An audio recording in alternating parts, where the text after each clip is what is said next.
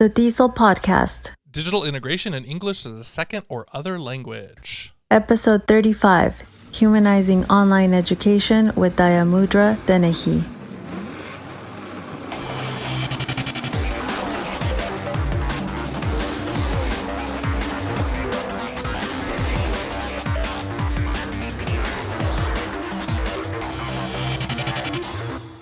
Hello and welcome to DIESOL. This is episode 35 and we are your hosts. I am Brent Warner. And I'm Michelle Reyes. Hey, Brent. I hope everything's going well for you. Yeah, by the time y'all are listening, I will be finishing a trip to Colombia, teaching in Colombia. That's exciting. So that's exciting, yeah. Yeah, well, I guess when you come back, so the March episode, we'll have to hear a little bit about it, right? Right. Awesome. So today we are getting into things. We're getting into a cool topic that I'm pretty excited about. So I think we should just jump right in and bring Daya on with us. Today we're speaking with one of our colleagues and friends, Dayamudra Dennehy. Daya, welcome. Welcome to the show. Thank you. I'm so happy to be here. Yes. And Daya is an ESL instructor at City College San Francisco and a founder, creative director of her own nonprofit, which started a school in India 13 years ago. She's been practicing online teaching for 5 years and is trained by the California Community Colleges at One, which is the online network of educators.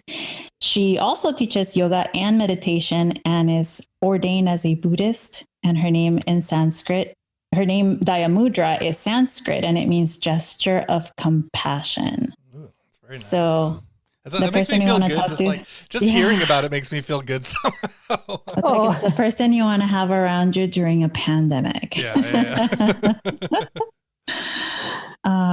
So welcome to the show, Daya. Thank you. I'm so happy to be here. And of course, I'm a big fan of the DIESOL podcast. I've got your sticker on my laptop and all my swag all over the house. Awesome. Yeah, we're excited. I mean, we've had your voice might be familiar to a few hardcore listeners who have listened to some of the Drinks with DIESOL. You've jumped on with us there. But we are really happy to have you talking about kind of your area of expertise here today, which you post just great information on, and you started posting things a few days ago about like this semester and just like what you're doing, and so we really wanted to get a chance to talk to you about that and share out kind of what you're doing and hopefully help some teachers see what they can do online too. Yeah, it's funny, I've been teaching for, I think this will be my 30th year of teaching, but I've been teaching online for 5 years. So for me, I'm really pivoting, and it's been great. I think even when I am teaching face-to-face, my online teaching has helped me sort of pivot and restructure the way I'm designing my classes. I think there's going to be a lot of that when teachers, when we go back to classes and things. I think there's going to be a lot of recognition of ways that we can make changes even together with other people. That's right. So Daya, I actually just wanted to say out there to everyone who's listening, I actually met Daya through another one of our guests and friend and colleague, Denise Maduli-Williams, who we had last year at the beginning of the pandemic. And we met, through Twitter. So through social media, and then we actually got to meet in person at a Tesol conference. So never, ever, ever underestimate how powerful social media platforms can be in terms of supporting you with PD and getting to know people that are experts in so many areas that your organization may not have access to. So I'm really excited to have you here. Yeah. I'm remembering us meeting in that hotel lobby and sitting by the pool with drinks. So maybe someday we'll be back at conferences again. At least we'll have drinks again for sure. At least drinks. So Daya, one of the things that you were posting about was this idea of a liquid syllabus, and I think that a lot of teachers are starting to kind of hear or think about this, where it's and you'll get into depth with it, but maybe giving some more control over the class rules and the class expectations to the students, where traditionally maybe teachers have really held on to that, and it's like, you follow my rules, and authoritarian style, like, watch out or you're going to get the switch type of thing. And now I think that people are starting to see this openness to, like, hey, if we build a community and we all trust each other, maybe things will be a little different. But I am really interested in this whole idea of what is a liquid syllabus? What does it do? How does it work? Like, how can we get going with this? Yeah, well, I'm really having fun with the liquid syllabus. I learned about it through one of my teachers, Michelle Pacansky-Brock, who does trainings through @ONE for California community college teachers. She's and then awesome. Fabiola Torres, who is a real leader in equity. And then Denise, who Michelle mentioned before.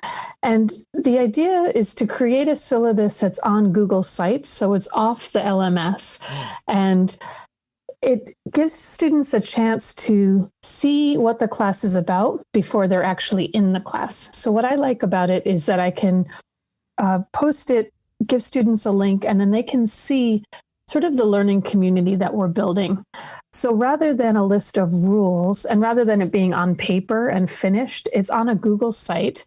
And part of the equity focus is creating something that's inviting and warm and colorful, and something that sets the tone before the class even begins. And so what I have on mine is, here's a description of the class from the course catalog, and this is how I envision the class going. But also what I really like about it is I have my teaching philosophy, I have what our policy for inclusive learning, I have different things like that, so the students know how I envision things being. And it's also just a really friendly tone of, I'm so happy that you're here. I'm here to support you. So that right from the beginning, before the students even start the class, they feel welcomed, invited, like it's their class. And I try to set mine up with a particular brand. I go on Canva and I pick something that I can repeat throughout it. So it has a visual code, it has a color palette, and the students get excited before they even go into the class, and they sort of know what my intention is. So Daya, one of the things that you did is you shared your liquid syllabus with us before the show, and I did go on there to look at it. And you mentioned that you take very special care in designing the website, and that's one of the things I noticed right away. It's got this beautiful pattern. It's pleasing to look at. It's the sections are well laid out. So how does this impact? How do you find the students react to it or receive this as opposed to the typical PDF paper syllabus? Well, it's interesting. I mean, I think for one thing, the students, this generation of students is very visual, very digital. And so I think they respond to the students or the teacher, maybe who's a different generation, sort of meeting them where they are in terms of presenting something that's in a digital format, that's colorful, that's warm and inviting. So I think that it's sort of a different language in a way, like a visual language. And I find that the students come in really sort of understanding what we're doing together. Whereas when I would just sort of go to class with a stack of paper syllabi and I would hand them out, it took a while to get the momentum of the class, but the students come in now with some preparation and they really understand who I am. I make a little video about myself using Adobe Spark Video, and I have pictures of myself there so they know what I look like. They see my philosophy. They see how the 18 weeks of the course are laid out. They see my grading policy. So there isn't this sort of trepidation. They really sort of know what we're going to be doing together and why. And I think as teachers, it's really important. Like this this semester I've been asking my students, why are you here? What do you want? How are you going to get there? So this sort of metacognition, sort of starting that from the beginning, taking a big view. Why are we coming together? Why are you taking this class? What are we going to do together? Yeah, there's a lot to kind of, I think those kind of questions are ones that maybe students aren't asked very often, right? Right. I'd be interested, what kind of responses are you getting? They really positive. The students come in and they're like, oh, I saw the pictures of your cats, or I know that the other day, a student stayed for office hours and said, I would look through the liquid syllabus and I understand that you teach meditation. How can I get started on meditation? I have a really stressful life. So we're sort of making these connections, a more human connection. And, for me, I'm not just the teacher, I'm also a human being, and they can see the things that I'm interested in. And, I have this weird name and they don't really understand why. So I'm able to tell them that before they even come to class. And then that gives them a sense of my value system, my sense of ethics, and why I'm doing what I'm doing. And I spend a month every year in India leading my school. And so that gives them a sense also of how I spend my time and the things that I've developed in my own life outside of my teaching at this school. I think that's super important. We talk about this idea of showing who you are, right? Showing that you're actually a person, and we have faults and failures as teachers too, right? Right. Things aren't always perfect. But I have found, and this is one thing that I kind of bring up a lot, is the more that I kind of show that stuff or have different levels of vulnerability or,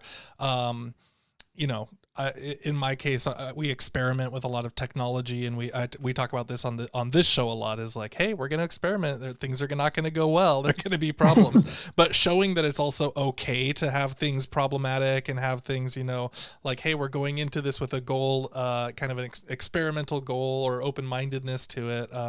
That to me really has changed the way that I interact with students. The earlier I start that, especially day one, it makes a big difference for me. Yeah. And I think for me too, in terms of equity, and in terms of really wanting students' success, of really putting that out there right at the beginning. I care about you. I love what I'm doing. I want you to succeed. I'm here to support you. And I don't think that we always give students those messages. And so I think to have it really written down and presented in a very colorful, inviting way, students come in feeling supported before the first lesson. Right. And, with this pandemic and having to teach, I know that you teach online, but and I know that you're right now also doing emergency online teaching, but it is so important to keep the aspect of the students as also having a life and having issues that are affecting them. And also that we might have a family at home we've got to take care of while we're teaching. And so connecting with them and letting them know that we understand that this is a difficult time to be learning a language or learning anything and teaching. And I see that spelled out very clearly throughout your syllabus. And, if I were a student in your class, I would feel welcome. I wouldn't feel scared. I wouldn't feel, it lowers the student's affective filter because they know that there's someone who's welcoming them with open arms. So yeah. I guess I'm wondering, the syllabus is one of the things that teachers, or the expectations is one of the things that teachers take great care of during the first days of school in order to set the tone. But how can we continue fostering this sense of community as the semester or our term continues? Yeah, I think that's really important. I think, this idea of metacognition, really asking students over and over, what are we doing? How are you doing? What support do you need? Really sort of having that be a two-way communication. And I teach, both the remote classes and the fully online. So keeping that channel of communication open is so important. So I think that's one thing.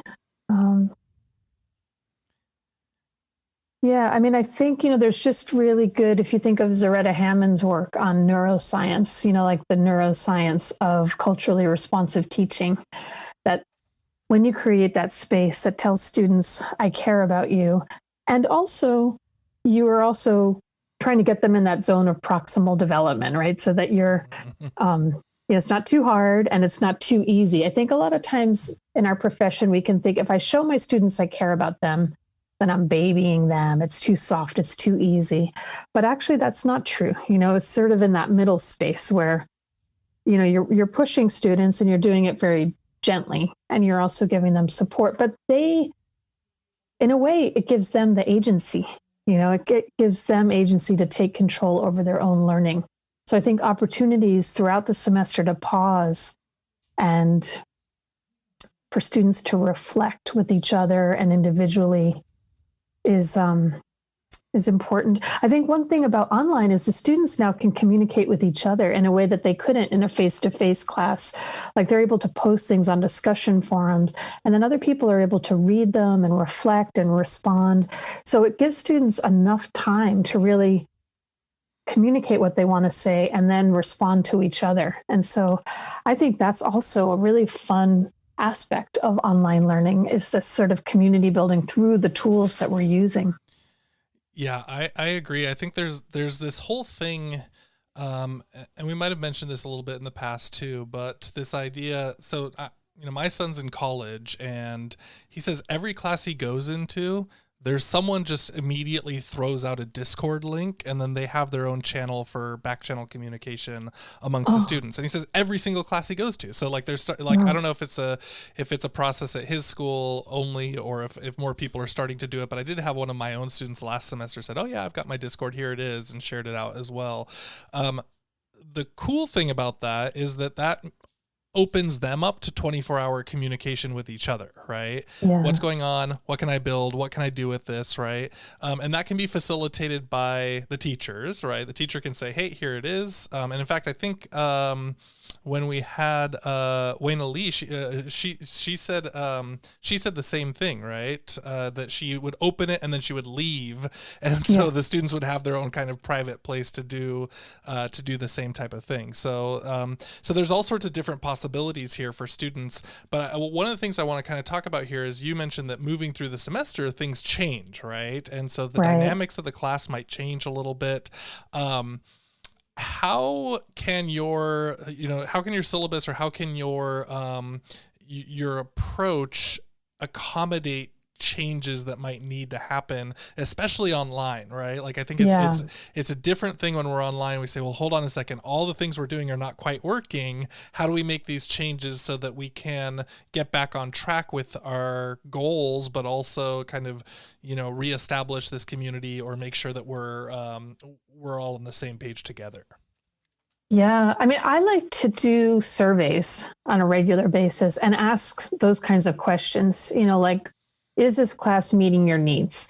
And are these approaches, these assignments, are they helping you? And the students, when they're asked that, they really have good ideas. It's interesting how I think sometimes we don't trust that, but they might even say, "I want more work," which might be surprising, right? Or "I want more opportunities to collaborate with my classmates." That one really surprised me.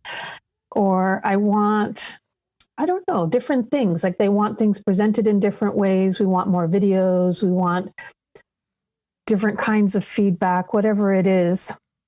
And I think as the class develops trust, they're actually willing to take more risks. They're willing to try things that might be different. I bring in a lot of external tools into my online class. And at the beginning, students might be resistant, but then they get to really like that. And so, they want to use those tools even more. Things like, I don't know, Jamboard, or what are some of the other ones that I use? Just, Adobe Spark Pages, or what else? Yeah, different things. I saw you had the Adobe Spark page, a beautiful layout as well for portfolios. Yeah. And that's something that, it's pretty fairly student friendly. It's not something that they have to, spend hours learning how to use. So So I'm wondering so all of this, we're giving students choice in designing what they're learning, and we're giving them we're giving them different avenues so that they have equitable access. How can teachers move away from punitive approaches, especially now with online learning, but, giving students agency and giving them way more choice than we are used to? We're sometimes stuck to being that controlling micromanager. Yeah. So how can teachers move away from those punitive approaches? I think this is a question that should be guiding everything that we're doing right now. I think one of the things that I did in a course that I took with Fabiola Torres, she asked us to look at our first day handout. And so I did this 5 years ago, and I realized I was so ashamed. Like, I had written it as a young teacher, and it was very punitive, and you must do this and you must not do that, and you're going to be dropped from the class. And I think, when I started teaching fairly young, so I wanted to be taken seriously. And then I thought, what if I loosen that a little bit and just said, this is what I imagine, and this is why some of these things are dictated by college policy, but really I want you to stay in communication with me. And so, generally, I think students want structure. They want to know. And then most students are going to do what you tell them, and then others won't. And I think, for me, I'm not interested in controlling students. Like, they're going to make their choices. So I think it's a shift in mindset of, this is what we're doing together. You make the right choices for you. And this choice will lead to this outcome. And then if there are things that get in the way, let's communicate about that. So I think it's really a shift in mindset. I do find some of my colleagues very punitive. I was in a meeting just last week where a teacher was saying, I force my students to have cameras on. She gives these tutoring sessions, and when they're not there, or their these workshops, if they're not there, I don't know what they're doing. So I just kick them off the call. And she was very proud of that. And I thought, wow, I trust that my students are there. And if they're not there, I can't control them. I don't, they're adults. They decided to take my class, and I'm trying to be engaging, and I know that they're there. So I think, in a way, it's, what are we creating? Is it meaningful to students? Is it creative? Is it engaging? I think, for me, that's really the guiding question. And I think go ahead, Brent. This camera on off thing is such a big conversation these days, everybody's trying to figure out how to deal with it. And I think you posted just recently, maybe even today or yesterday, something about, like, hey, let's not have me make the decision. Let's talk with the students about it. So can you talk about what you did with your students specifically? Like, what was that conversation like, and what were their responses, and how did you deal with it? Well, it was reminding me of, I think 5 years ago, the whole thing was like, students have cell phones in their classroom. Put the phones away. Turn your phone off. I don't want to hear phones buzzing in my class, right? So that was the conversation 5 years ago. And now the whole thing is cameras on, cameras off. And so I'm teaching a public speaking class, and it would be nice to see the students. And so, I started the class today, and I was looking at 18 black squares. And actually, I don't mind that. But I said, I just want to talk at the beginning of class about cameras. And, I understand why you have your camera on. I understand why you have your camera off. For me, it will help us build community if we can see each other. And if you're going to be in a speaking class, I'd like to be able to see your face. So I kind of talked about what I thought. And I said, also, I know that your house might be messy. There might be other people there. You might not even be home. You might be at work. What do you think? And it was interesting. One student, she had her camera on, and she said, I feel really lonely when nobody else has their camera on. And so she got to the emotion of it right away. And I thought, oh, that's really interesting. Like, does anybody else have anything to say? And someone else said, well, I like to have my camera off while I'm listening, but I'll turn it on in the breakout room when I'm talking. And so we talked about different things. And it was interesting. We didn't really come to any conclusion, but throughout the class, I saw cameras coming on. This is like the crescendo of music comes up and everybody opens up. Yeah. I mean, it's funny because I think about myself, as teachers, a lot of times we have these strict policies, which we don't follow ourselves when we're in faculty meetings. So if I'm in a faculty meeting and somebody is like talking for the whole meeting, why should I have my camera on, really? I have a nice picture there. I like to get up and walk around. I'm listening. I'm paying attention. So I understand like wanting to have your camera off. And also, we're trying to build community. And I think students are getting used to each other. I think sometimes we forget that, like the impact that we have, right? So, there is an impact of not having your camera on, but I think I really want to do more of an invitation rather than a rule. And, Denise and I were just talking today about these Peloton instructors, that are really crushing it with their online exercise classes, and they've been trained and they can't see anybody in their exercise class, but they have a very engaging way of making everyone feel part of a learning community, keeping them motivated. She was telling me about one instructor that teaches, I think it's like a hip hop step class or something. And he said, if you learn the move, post a video to our Instagram page, so these really interesting ways. And so I think let's look to them. I take an online yoga class and I love it. And I take an online Bhangra dance class and I keep my camera off. I don't want people to see my messy house. It doesn't matter. And I really feel like I'm part of that dance community, part of that yoga community. People love their Peloton stuff. My colleagues, I've got they're like, it's like they've gone into like a cult somehow. I'm like, well, there's like a whole thing around it. So yeah, I think that's a great idea, is like taking the application of how they're interacting with people. Right. And my understanding, I don't have a Peloton, but my understanding is there's all different personalities. So it's not like you have to be,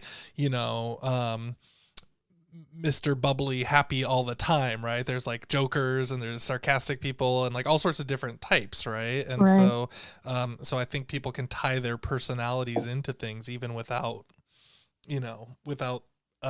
falling into some false expectation of who you're supposed to be. I think that's important too. And I think as we learn to teach online, we're going to find our groove, like who am I as an online teacher? And it doesn't have to be, you don't have to be a drill sergeant. You can bring yourself and create an inviting environment. I love, Daya, that you say you prefer for it to be an invitation rather than something that's dictated, because this just reminds me of, I've heard colleagues say that, if a student falls asleep in class, they'll take a textbook and slam it on their desk. Yeah.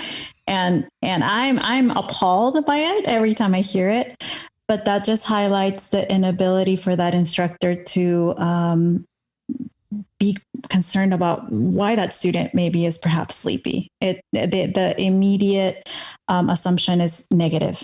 And so oftentimes, someone tends to want to control much more than they actually can. You can't really control whether someone's sleepy or not. Right. And we know that kind of behavior modification is it doesn't last very long. The student will just learn to be intimidated, and that's going to be short term, but then did you actually help that student become internally motivated or to be awake? So having something like this be an invitation, you get to be a part of it, right? It's my way, and don't do it my way, then we'll embarrass you or shame you. Well, I think this is why professional learning communities are so important, because, of course we get frustrated. I get frustrated. I get angry. I get hurt. Like if someone falls asleep in my class, I'm like, oh my gosh, like my tendency is like, I must be so boring. Or, I think a lot of teachers will be like, they're disrespecting me. I don't know. There's just this kind of interesting response. And I think what is it about you that's having that response, and how can you respond? I mean, one of the things that I did in the middle of the pandemic was just start to post every week resources that I was finding, places where people could get food, places where they could bring their, go to get mental health support for their children, things like that. So I think this is part of being responsive I think some people might think, well, that's not my job. And I think, no, it's not your job, but it is part of building a learning community. And I think right now, there's so much going on for students. And so to give them resources, I'm not a therapist, but there are people who are trained as therapists, and you could talk to them. If you're hungry, I don't want you to be hungry in my class. And I can't come to your house and bring you groceries, but you can go and get food here, And so I think that's been a really big part of developing the online community. I mean, I think I'm still grieving from last year, the middle of the semester, a year ago. We had 3 days to switch from face-to-face to online. And I felt really happy that I had developed a trusting community. And I just said to students, I don't really know what I'm doing, but we're going to figure it out together. And they were with me on that because we had already built that trust. So that kind of goes back to Brent's question of how can you keep building? And you never know what you might need to leave campus and teach from your living room for the rest of the semester. Mm-hmm. Yeah, right. I was thinking about, so kind of tying back to these, like we're saying, well, your students might be sleeping or, and the reaction we can control, the old advice, you can control yourself, you can't control the other people, right? And I always think of my colleague, Jeff Wilson. He tells this story about, he was frustrated. This student kept falling asleep. This is back in person, but the student kept falling asleep in class, and he's like, come on, man. And then finally one day he's just like, you know what? He went during the break, went out to the coffee cart, bought 2 coffees, brought one back to the student and said, hey man, you're struggling, at least let's try and stay awake with this or something. And then after the student he said the student just felt seen and never fell asleep in class again. Never, it was like, oh, you're recognizing that I'm here and it's not just trying to nail me down, but, and I think we can do that online too, right? We can find ways to see our students, and even when their cameras are off or whatever it is, right? We can pull, I like the idea of doing surveys early in the semester, learning about them and their hobbies, because then you can say hey, you like LeBron James, tell me about LeBron James and this, right? Or whatever it is, right? And so trying to use some of the information, and then they forget that they told you those things too, right? And so they're like, how'd you know? Oh, you remembered. Yeah, I get the names of all their kids because, everybody's got kids at home, and sometimes you'll see them in the background. So when you're able to say, hey, Katie, I see you. And the student's like, really? I always have, before my Zoom class, I open the call 15 minutes early, and I'll have some kind of video and some music playing. And so I always change it. But last semester it was snow falling or a fire in the fireplace. Sometimes I've got a running river, and then I've got music that matches it. And I could see the students' kids in there watching. So I think that's the other thing now. Our learning community is extended. There are spouses, there are children, there's a lot more people there that is part of the class. And I think we need to be flexible and inviting with that, and not get those kids out of my classroom or whatever, that's the reality. And it's not easy. It's not easy for the moms who are cooking 3 meals a day and trying to study online and help their kids, and the dads too with their homework. So I think also just having some empathy can just be a real emotional support for those students. This is reminding me of a story early on when we went to teaching from home. And we were still we're still figuring things out, but we were figuring things out back then. And I had a student who was constantly turning off his camera, and I didn't have any kind of, we didn't talk about cameras, because for me, it's, you have it on, great. You have it off. That's great too. But he kept apologizing and apologizing. I said, that's not a problem. And it turned out, after I talked to him separately, he had a newborn at home, and diapers were out. He couldn't find diapers anywhere. So he would have to go to the grocery store at 4 a.m. to get in line to go find the diapers. So he was sleepy, and he was, trying to do all of these things. And I would tell him, the deadline, you do it on your own time. Just, let me know. And again, what good would it have done for him to have to do something under so much stress because of a deadline, right? Yeah. There are bigger things out there, and he got his work done, and he knew, and he wasn't, he just needed that time to take care of his family, because otherwise he's not going to learn the language if he's under so much pressure. Yeah, yeah, and I love that you had that empathetic response rather than trying to shame the student, right? It's I don't know, I don't think that shaming our students into doing what we want is useful for anybody. Yeah, there's kind of a lot to talk about here, and I think this is kind of a continual growth process for us as teachers, right? Yeah. You know, like we hear these ideas. So I've heard some of these things for, you know, like going back, and I'm like trying to implement little bits by little bits, you know, and go like, okay, it's hard for me to let go of this idea, right? But eventually, most of the time, I find that when I ultimately do let go of something, so you know, tardy policy or whatever it is, right? Yeah. It doesn't change very much. Like, you know, the students who are going to be tardy are still going to be tardy, and the ones who aren't going to be tardy, you know, like there's not a lot that like the punitive side of things gets value from. But I guess Daya, and this might be a little early in this semester to ask, but are you starting to see things that you're going like, oh, next time I'm going to change these, or you know, in the future I want to kind of try this, or what are your kind of upcoming ideas? Well, I'm really loving this project-based learning and having students document their reflections. And you know, about 2 or 3 years ago, I started having them do these digital portfolios, and I would have them do it the last few weeks of class. But now I'm starting them at the first week or the second week, just setting up like an Adobe Spark page, and then just adding throughout the semester things that they're learning, samples of their work. And then we do a gallery walk at the end where the students post it so they can all sort of see each other's work, and then they present it to each other.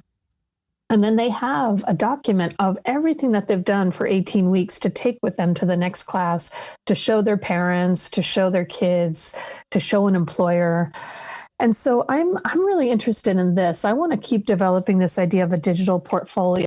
I mean, the way that I'm doing it is quite basic. And I've taken the student learning outcomes from our course outline and sort of organized it that way so that they can sort of show how they've met these course outlines. And, you know, I have it be a, you know, sort of they get points throughout the semester for it, and then they get big points at the end.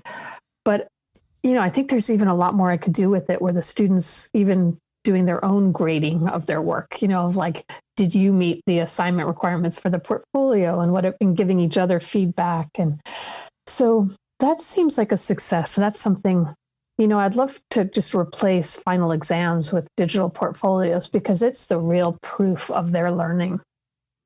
I love digital portfolios. I've been a fan for a while, and I face-to-face, I'd do the same thing. I'd have them start what you're doing, start from the beginning, because oftentimes students will either panic at the end when they have to put everything together that last week, and then they don't really know where it's going. And then, you know, the teacher's only going to look at it once, and then what, right? So it's basically a little checkbox that they have. But if they're adding to it on an ongoing basis, then the students are also able to see how much they've accomplished, and they're able to see a measure of their work. And that, I think that's far more valuable, because oftentimes students might say, I don't really know how much I've been learning. I can't measure, or I don't know how, but they're learning.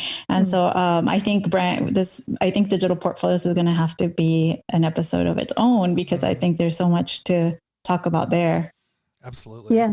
And they do say with like building a habit, I was listening to a program on that you need sort of incremental successes, you know, that you can't like, it's like for weight loss, you can't be told like, oh, you're going to lose 50 pounds by the end of the year. It has to be like 2 pounds every 2 weeks or something. That's what's going to keep you going. But this long-term goal is not going to really motivate you. So I think it's the same with learning, of like, oh, look what you mastered in this 3-week period. And then also, if you're doing it ongoingly, they can go in and edit it, you know, so that it actually is their finest work at the end of the semester, rather than when I used to have them just do it at the end, I would look back and think, oh gosh, there's actually a lot of errors in here.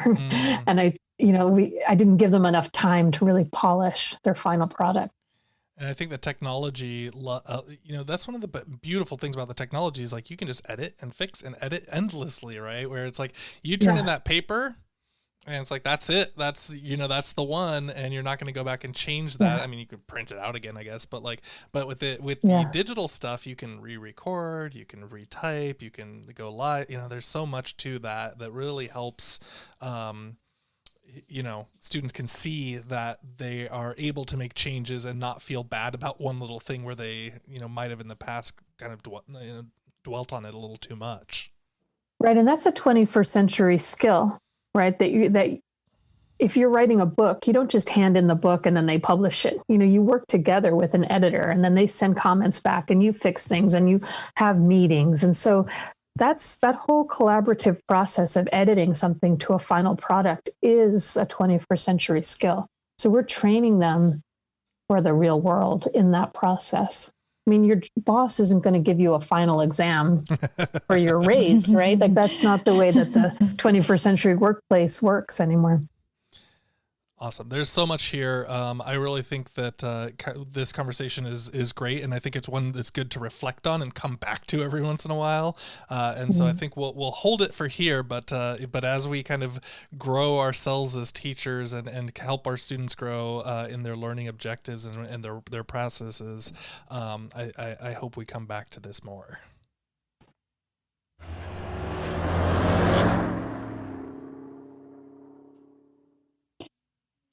All right. Well, we don't have any iTunes reviews this time around, but hopefully in 2021 we'll get a few. So if you're out there, we want some 2021 fresh reviews. Give us some something fresh. Update your old ones. That's fine too. Yeah, let us know if you're interested in what topics you're interested in. We might have it on the show. But now it's time for our fun finds, and this is a part of the show where we share something that we are that's bringing us joy. It doesn't have to be technology related. And my fun find this time around is Whiteboard chat. This is whiteboard.chat, and a couple episodes ago, I chose whiteboard.fi. Yeah, I was going to say, you just did a whiteboard one, right? Yeah. And this one is like, so this one doesn't require, it's digital whiteboards, creates notebooks for your students, but it's like whiteboard.fi, but like on steroids, because you can do all sorts of things. You can pop out a dice, you can add bingo cards, you can have the students work together on one board. But separately, so you can even do a video call through it, and it's absolutely free. So it is a really worth checking out. It's a little slow sometimes because things are loading, but it works very well. So awesome. That's Whiteboard chat. Cool. So mine is super nerdy. I'm just gonna set it up front. Nerd alert coming in. I don't know if you know this. I don't even know if I've mentioned this on the show, but over the last couple of years with some of my colleagues, I was invited to start playing Dungeons and Dragons, and I'd never done it before. And yeah, I get that it's nerdy, but it's also amazing, and it's really like storytelling and collaboration and all sorts of things. But anyways, as you all know, probably. If the one thing you maybe know about Dungeons and Dragons is there's tons of dice, tons of die, like you roll the dice and you get all these different things. But I play here now. We were sitting in front of the computer with my teammates or whatever, and I kept losing my die and rolling them under. So I got a dice tray that you kind of you put it in and you can roll the dice in here, and I don't lose them, and it's really nice leather and like kind of wrapped with some suede-ish type of thing, but it was really cheap too online. So it's like $6 or something, $6 or $8 or something like that. So this is like making me a lot happier just in not losing the dice and crawling underneath the table to find something and bumping my head. Oh, funny. Mine is kind of related to Esol, but more the in real life version. I actually got a whiteboard. Ooh. And it's actually much more giant than I expected. I got it from the stand-up desk company, and I bought it as setting up my little home office in my tiny 1-bedroom apartment. And I got it because I imagined that I would be teaching my students using the whiteboard, but it's become a space where I can, write out my ideas, put my to-do list, different things. So I'm really enjoying my whiteboard. Now I don't have a million Post-its all over the house. I've got everything in one place, like my dentist appointment. Oh, so it's part of your daily life too. Like not just for teaching, it's for everything. It's for everything. I use different color markers, and there's something about putting it up on the board. I think I actually missed that from the classroom. I love writing on the whiteboard. So now I've got my own, but it really helps me organize my life. I'm doing a doctoral dissertation, and so I have ideas up there for my dissertation as well. So I really love my giant whiteboard. That's awesome.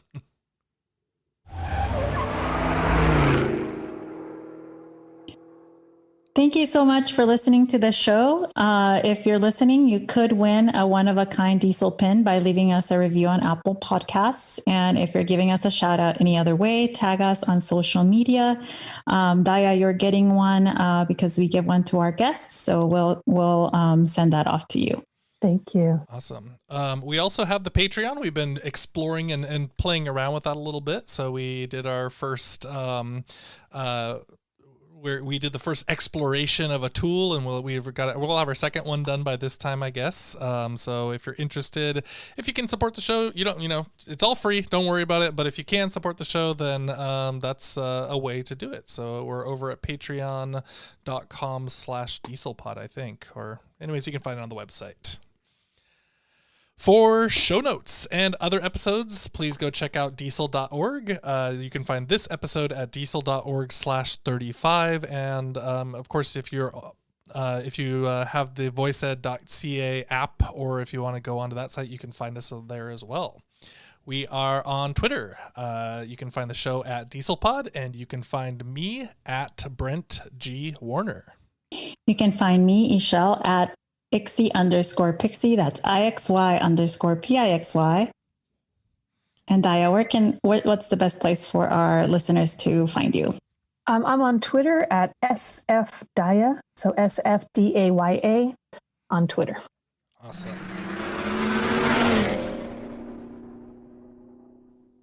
In Bahasa Indonesian, thank you is terima kasih. Terima kasih for tuning in to the DIESOL podcast. Thanks, everybody. Have a good one. Bye. Thank you.